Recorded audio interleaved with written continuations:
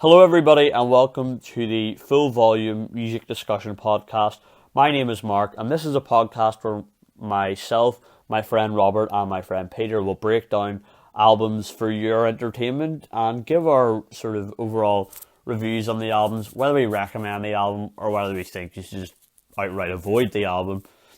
But, we're going to listen to these albums a couple of times over so we really get a feel for it. Some of the albums that we review, we may have listened to multiple times before, but it's always nice to sit down and listen to a new album of a new band, because personally I just love discovering new music. I'm very into heavy metal and hard rock, and that's what I spend my time listening to. So today I thought we would break down my favourite Metallica album, And Justice for All. Metallica would be my second favourite band of all time behind Motorhead. Love the band, love that they're still going strong today. Thrash till I die. But yeah, we'll break down this album for you here, and let's get to that. So, in total, the album has 9 songs, and it lasts 65 minutes and 25 seconds. It was recorded from January 28th, 1988 till May 1st, 1988, and released on August 25th, 1988. Now, what's special about this Metallica album is it's the first album to feature the bassist Jason Newsted after the death of their former bassist Cliff Burton in 1986. The album was critically acclaimed well, as the Rolling Stone magazine gave it 4 out of 5 stars. And on the charts, its peak position in the Finnish charts from 1988 to 2018 was 1. The peak position on the UK charts from the same time period was 4. And the peak position on the US Billboard 200 from that same time period again was 6. So the first song on the album is called Blackened. It lasts 6 minutes and 42 seconds. And in my opinion, it's a great opening song to the album. It's fast and heavy, and it's just worth a listen to, in my opinion. I know a friend of mine really likes this song. It makes his top 5 Metallica songs. I'm not sure it makes my top 10 Metallica songs, but it's a song I would listen to quite frequently. This album's an album I listen to quite frequently. So yeah, it's fast and heavy, as I said. It really sets the tone for this album, I think, although there are slower songs on the album, and we will get to those in due course. But even if you're not going to listen to this album, just give Blackened a listen. It's one of Metallica's more underrated songs, in my opinion, and the live performances of this track are absolutely phenomenal. You should look those up on YouTube, because I spend a lot of my time watching Metallica live performances. I think it's very entertaining. Apart from Lars, he's not the greatest drummer anymore, but I still like Lars, but let's not get too sidetracked about Lars' drumming ability. The second track on the album is the self-titled one, And Justice for All. It's a very long song. It lasts 9 minutes and 46 seconds. It starts off slow and soft and gets heavier and then sort of comes back down. It's sort of an up and down song in that sense. For me, it's makes my top 3 Metallica songs. I love it. I wish they would play it more live, but it's probably because it's a long song why they don't play it live. But then, if they did, they'd probably end up cutting part of it out like they do in The Four Horsemen, which is a song that doesn't last over 9 minutes at all. It lasts about 7 minutes. I can't remember the exact length. But around that, they cut part of that song out, which clearly does bug people. It bugs me, because I like to hear the song in full when I'm listening to it live. But And Justice for All, it's another one of Metallica's more underrated songs, I think. It really just sums up what the album's about. Just justice, as it's called. Talks about Lady Justice in the song, which is the album cover. We're not going to get too in depth on the album cover, but I think it's a pretty cool album cover. It's an album cover I have sewn onto my battle jacket because, once again, it's my favourite Metallica album, and I will happily wear that on my battle jacket along with multiple other Metallica albums. In my opinion, there are 5 good Metallica albums, 2 okay ones, and quite a few crap ones, but I'm not going to tell you what those are or talk much about those now because that could be for another podcast.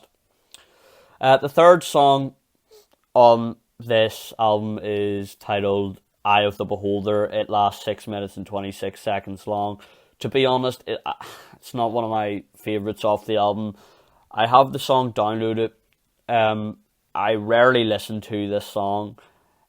I mean, diehard Metallica fans will appreciate every song off this album, and I do appreciate every song off this album, just not really this one.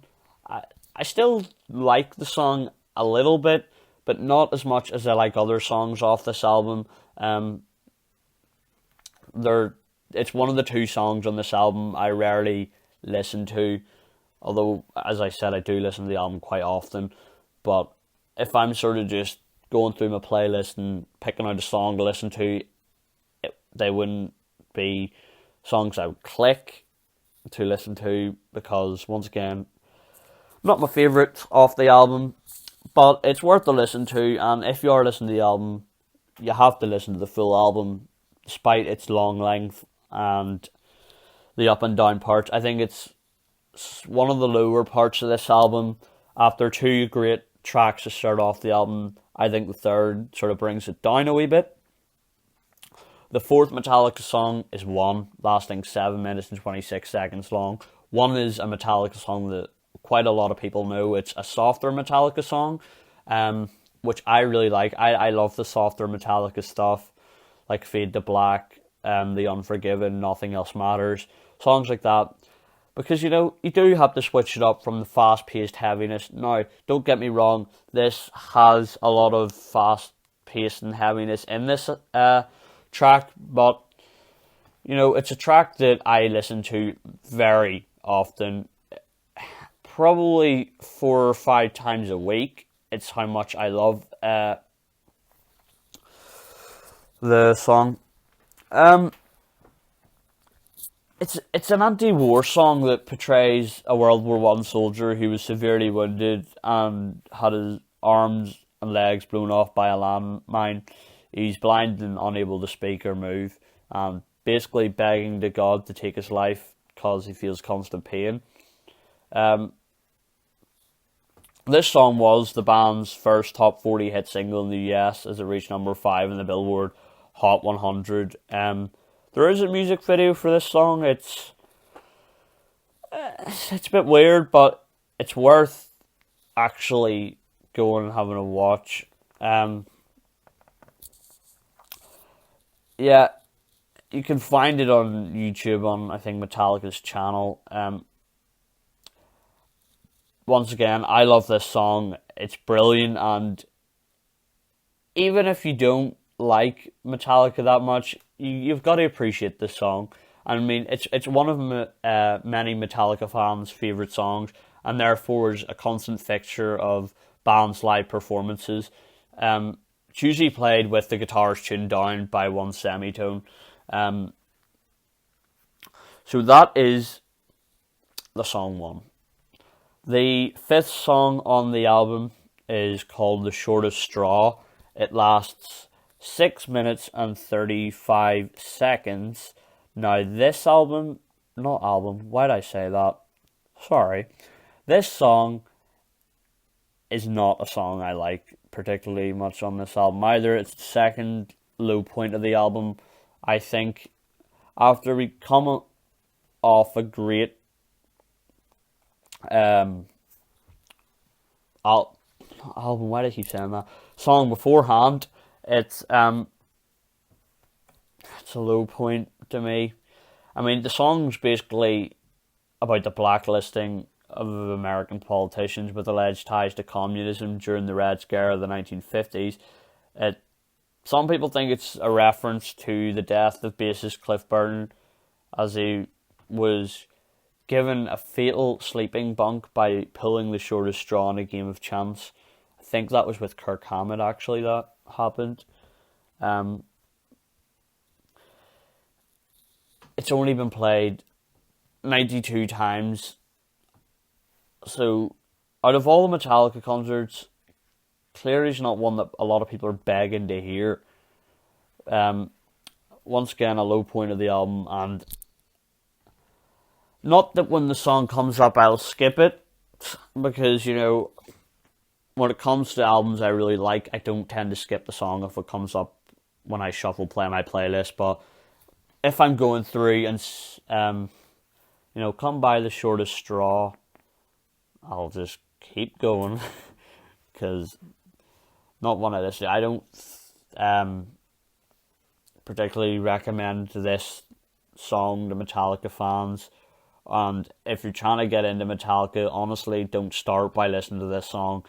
I mean, don't start by listening to any song on this album.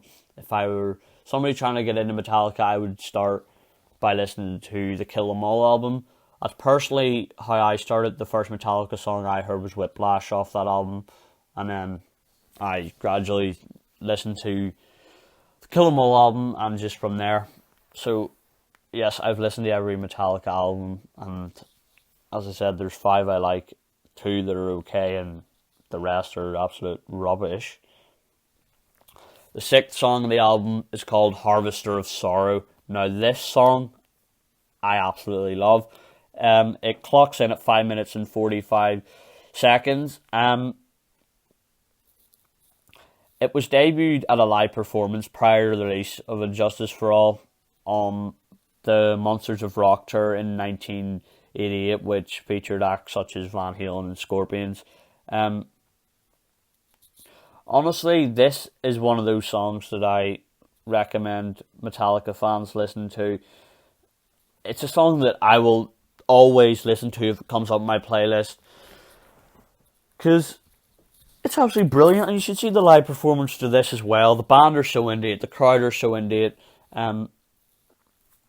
It is fantastic. The song refers to a man who descends into madness, taking out his anger on his family.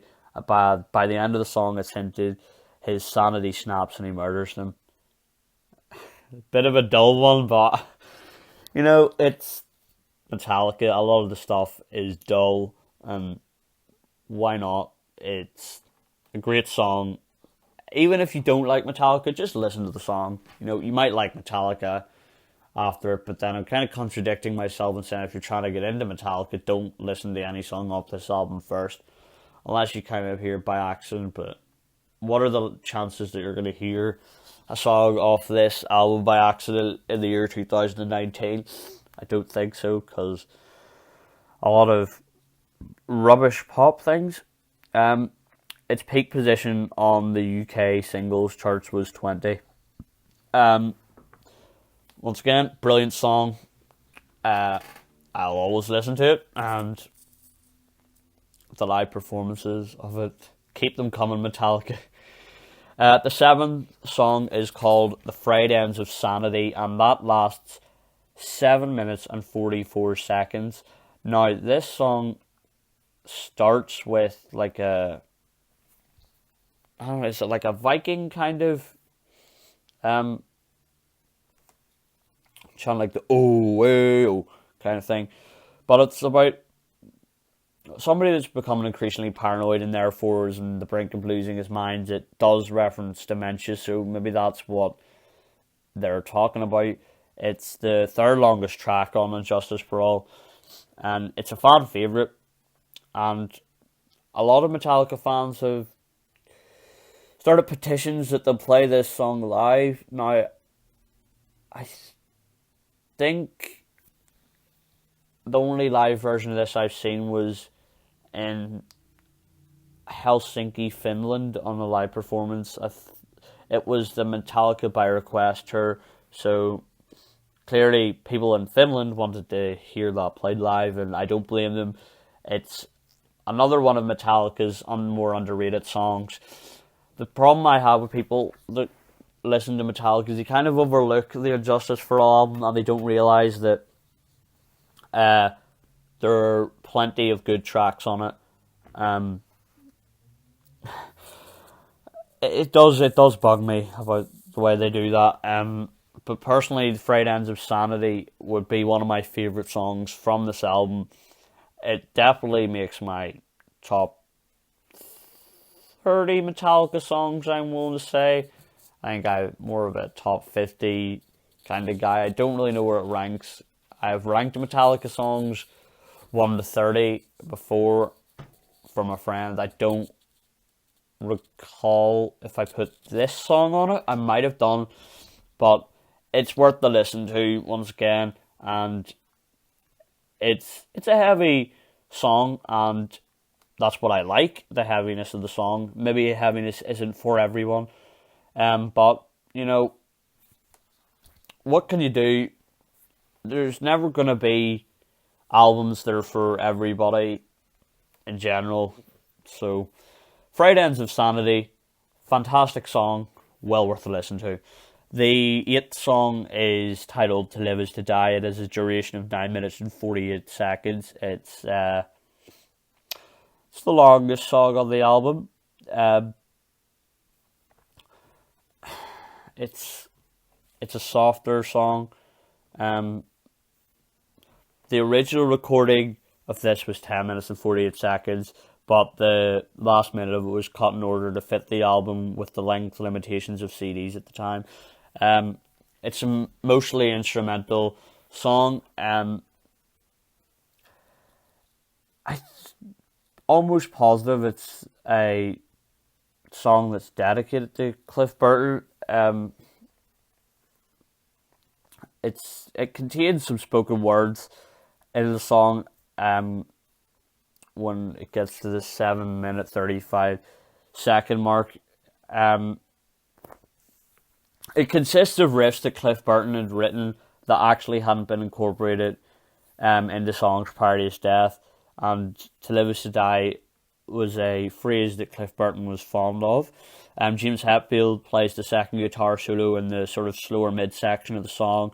It's the last song that Metallica released that Cliff Burton has a writing credit in, and is the only instrumental track with Jason playing the bass guitar.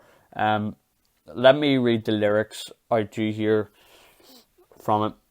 When a man lies, he murders some part of the world. These are the pale deaths, which men must call their lives. All this I cannot bear to witness any longer. What does that mean, you may ask? Nobody knows. It may seem a little bit dark, but you know, I enjoy the song. It's my favourite Metallica instrumental. But don't get me wrong, there are great Metallica instrumentals like Anastasia, Orion, The Call of Cthulhu. They're good, but you know, I just think this is the best. I did mention that James Hetfield plays the second guitar solo. Kirk Hammett obviously plays the first guitar solo. That is To Live Is To Die, in my opinion, the best Metallica instrumental. A very long song, but a very soothing song in my opinion, and I enjoy listening to it. The 9th and final song is called Dyer's Eve. It lasts 5 minutes and 13 seconds long. Dyer's Eve is a song that I only really started listening to a lot. It's not that I thought it was a bad song. I know sort of opted to listen to different songs on the album, but the song's about a child being protected from the outside world by their mother and father, that they're only to find out that the world actually is a cruel place after reaching adulthood. It's also commonly heard that the song is based after James Hetfield's childhood and having a hard time to connect with others due to his religious beliefs. The song is written by James Hetfield, Lars Ulrich and Kirk Hammett. It's another one of those songs that Metallica fans that I know don't talk about a lot. I can see why they don't talk about it, because I'm not going to say this is a special Metallica song. To be honest, I'm not sure that it's even a top 30 Metallica song in that. It is very overlooked, and I don't blame people for not really listening to this song, because a lot of the songs on this album are overlooked unless it's basically just one. That's the only not overlooked song on this album, which really pains me that people don't appreciate this album for what it is, because you'll have the people that will listen to Metallica, you'll have the guys that will be like, yo, Fade to Black is the best Metallica song. And yes, in my opinion, they're right, Fade to Black is the best Metallica song, but just because Fade to Black's the best Metallica song doesn't mean Ride the Lightning's the best Metallica album. In my opinion, it's their second best album. I rock a Ride the Lightning patch on my battle jacket as well. But Ride the Lightning, it has its high and low points as well for me. Others, more casual fans, will say the Black Album is Metallica's best because, it has Enter Sandman on it, and everybody knows Enter Sandman, and look, it's got Sad But True and The Unforgiven and Through the Never and all. Yes, but this is around the time I think Metallica were kind of moving a little bit away from thrash, and I like the Thrashers. Now, don't get me wrong, I do like that album, but And Justice for All to me is the last true Metallica album, and in recent times they have tried to tap back into what they used to be, but it's not the same. But Justice for All overall is an album that I do recommend that you listen to. It's great start to finish, in my opinion, apart from the sort of two low points, the Eye of the Beholder and The Shortest Straw, but you still have to listen to them when you're listening to the album. What would I give this album out of 10? I'm not really a music critic, but if I was to rate this album out of 10, I think I would give it an 8. It's not perfect, but I think it's still the best Metallica album. I'm gonna try and get my friend Robert to listen to this album. He's not really a Metallica fan, doesn't listen to a lot of metal, but why do people just don't listen to this album? In the Village Voices annual Paz and Jop Critics poll, Injustice for All was voted the 39th best album of 1988. It was also ranked 9 on IGN's top 25 metal albums in 2006, and it was placed 12th among the 100 greatest guitar albums. All of the album's tracks were featured on the 100 greatest Metallica songs of all time, which is fair enough, and Kerrang! Magazine listed the album at 42 among the 100 greatest heavy metal albums of all time. It was also ranked 21st on Rolling Stone's 100 greatest metal albums of all time. So, can you people not see that if these official music critics are ranking this album in top 100s and all the songs are top 100 Metallica songs? Now, to me, I don't listen. I don't think I have 100 Metallica songs downloaded. I have probably about 50 or so, because I don't listen to the load.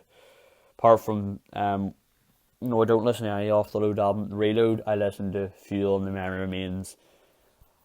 I don't listen to a lot of Death Magnetic or Hardwired. But this is the one album that I listen to the most. It makes my top 10 album list, which I might do a podcast in the near future on my top 10 favourite albums. I will have to put a lot of time and effort into thinking about that. Might need to re-listen to a few albums to, just to be sure. But that wraps up the first episode of the Full Volume Music Discussion Podcast. I've been Mark. I hope you've enjoyed the podcast here today. Wasn't terribly long because I don't want to lose people's attention spans. But please do come back for more. We're going to try and upload weekly here on the channel. And hopefully the next podcast will include either Robert or Peter or both of them. It's how we're going to make that work. But yep, thanks very much for tuning in, and I hope you enjoy your week.